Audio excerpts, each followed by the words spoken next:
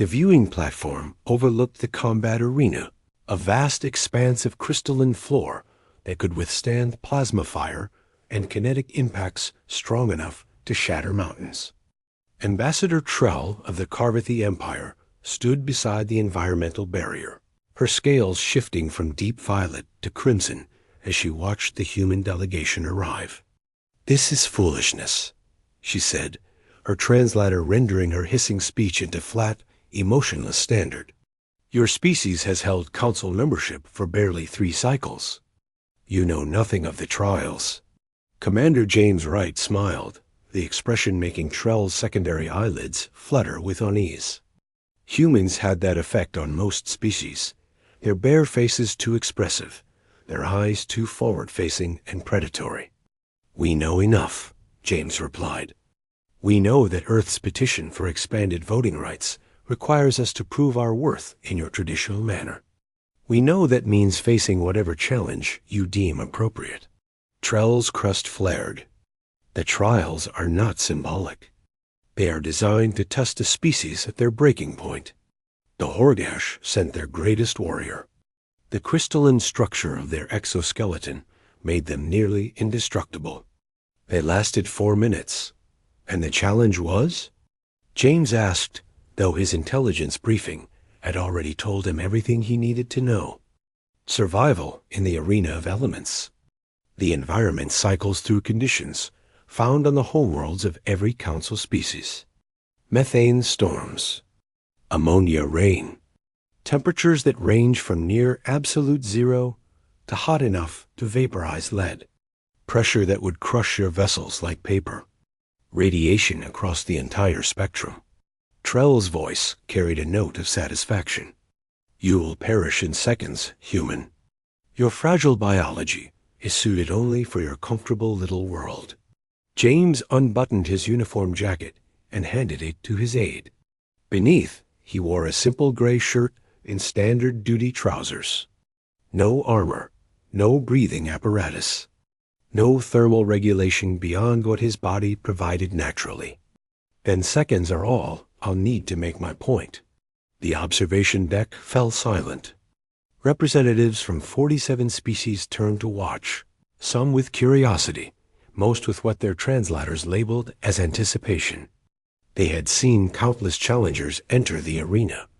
They knew how this would end. James walked to the entry portal, his boots clicking against the polished stone. The door irised open, revealing the arena's current state, a perfect replica of the Carvathy homeworld's equatorial regions. The temperature reading on the display showed 170 degrees Celsius.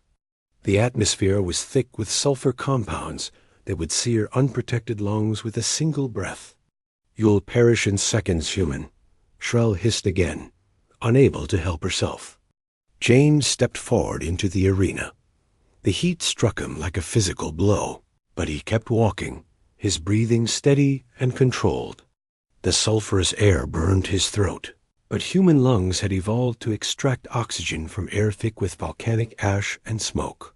His ancestors had survived worse during the coal fires and factory smogs of industrialization, adapting to toxins that would have choked species that evolved in pristine environments. The temperature climbed. 180 degrees. 190.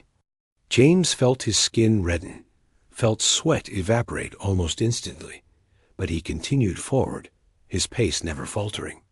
In the observation deck, Trell leaned closer to the barrier, her crest flattening in confusion. The arena shifted.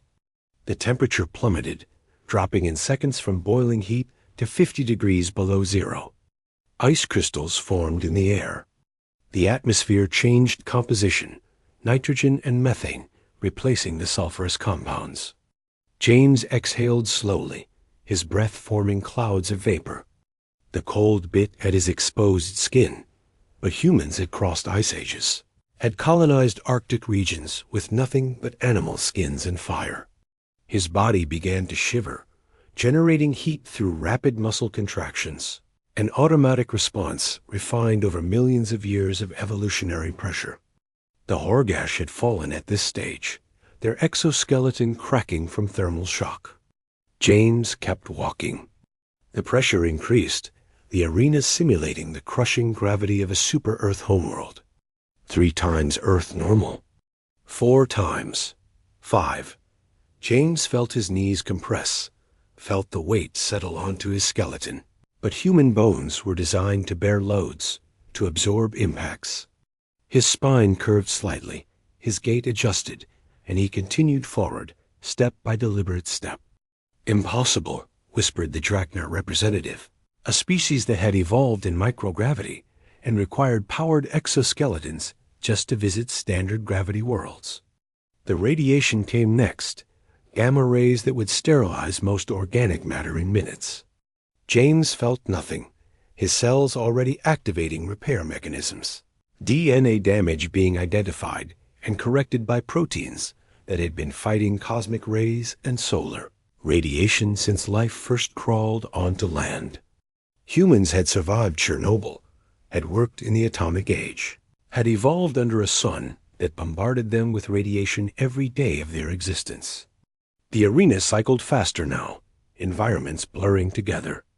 Acid rain from a chlorine world. Electromagnetic pulses that would fry most nervous systems.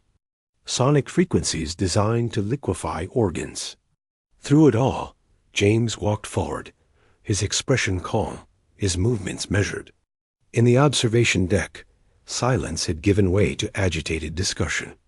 Translators struggled to keep pace with the overlapping voices. How is he still alive? His species rating was mid-tier at best. The scans showed no cybernetic enhancement, no genetic modification. Trell said nothing, her scales cycling through colors that indicated emotions her species rarely experienced. Doubt, uncertainty, something approaching fear. The arena reached its final configuration, a combination of the worst elements from every test. Extreme heat and cold in alternating waves. Crushing pressure and near vacuum. Radiation, toxins, and physical trauma all at once. This was the stage that had never been survived, where the arena proved that no single species could claim supremacy over the environments of all others. James stopped walking. He stood in the center of the arena, his shirt torn and singed, his skin marked with burns and frostbite, his body trembling from the sustained assault. He looked up at the observation deck, at the faces of the alien representatives, and he smiled again. Then he took another step forward. The arena went silent. Every environmental threat shut down simultaneously. The temperature normalized. The atmosphere returned to standard oxygen-nitrogen mix. The lights came up, revealing the simple truth that James had crossed the entire span of the arena, from entry portal to the ceremonial pillar at its heart. He placed his hand on the pillar, completing the trial. The observation deck erupted in chaos. Representatives of 47 species all spoke at once, their voices blending into an incomprehensible roar. Trell stood frozen, her translator finally catching up to label her emotional state as shock. James walked back across the arena at a leisurely pace, his breathing heavy but controlled. When he reached the exit portal, his aide handed him his jacket. He shrugged it on, ignoring the pain from his injuries, and turned to face the assembled representatives. "You wanted to test Earth's worthiness for expanded council participation," he said, his voice carrying clearly through the observation deck's acoustics. "You assumed we were weak because we come from a gentle world, because we lack natural armor or toxic biology or extreme adaptations. But you misunderstood what makes us strong." He gestured back toward the arena. Every species here evolved for their homeworld, perfectly adapted to one specific set of conditions. But Earth tried to destroy us at every turn. Ice ages and heat waves, predators and diseases, volcanoes and earthquakes and floods. We didn't adapt to paradise. We adapted to survival itself. James looked directly at Trell. "You see fragility in our soft skin and simple biology. We see a species that can heal almost any wound. that can survive almost any environment, that can adapt to almost any challenge. Not because we're stronger or faster or more resilient than any single species, but because we had to be strong enough, fast enough, and resilient enough to survive everything. He paused, letting his words sink in. Earth doesn't have one extreme environment. It has all of them, changing with seasons and weather and geological activity. We didn't evolve for the arena. The arena is just another day on Earth. Trell found her voice, though her translator marked it as uncertain. Your injuries require treatment. They'll heal, James said simply. They always do. The council voted 3 hours later, after medical scans confirmed that James required only basic treatment for superficial injuries. Earth received its expanded voting rights by a margin of 43-4, with Trell abstaining. As the human delegation prepared to depart, Trell approached James one final time. Her scales had settled to a neutral gray, her crest flat against her skull in a gesture her species reserved for equals. I underestimated your kind, she said. James nodded, accepting the acknowledgement. Most do. We look vulnerable because we don't have obvious defenses. But vulnerability isn't weakness. It's just honesty about what we've already survived. He walked away, leaving Trell to contemplate the implications of a species that had turned fragility into its greatest strength, that had learned to endure, not through resistance, but through resilience. Not through armor, but through adaptation. The humans had arrived at the council as S,